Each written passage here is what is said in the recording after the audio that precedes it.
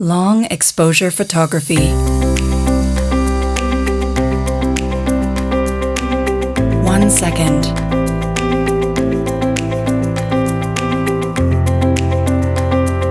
1 minute.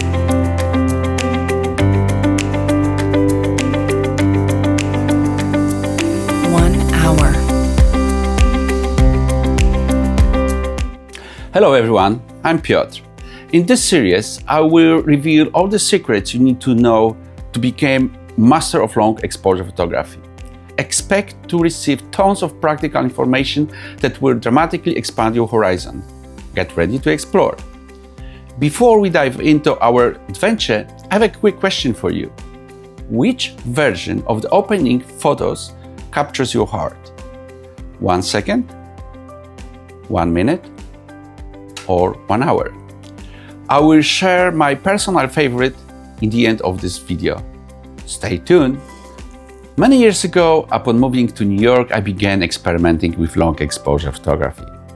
One of my early photographs earned the Grand Prize Award in Popular Photography magazine competition. Let's hear what the competition juror had to say.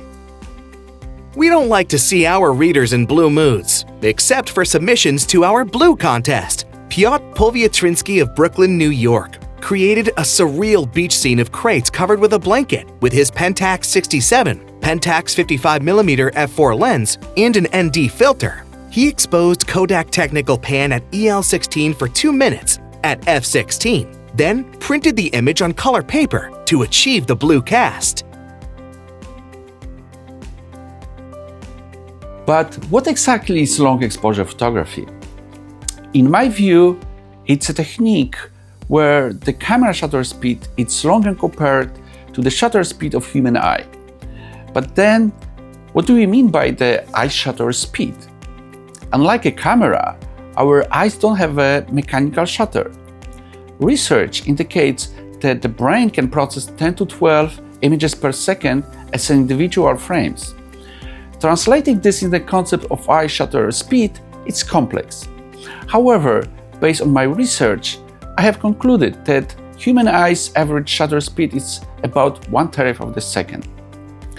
This is why any exposure time longer than 1/3 of the second falls into this category.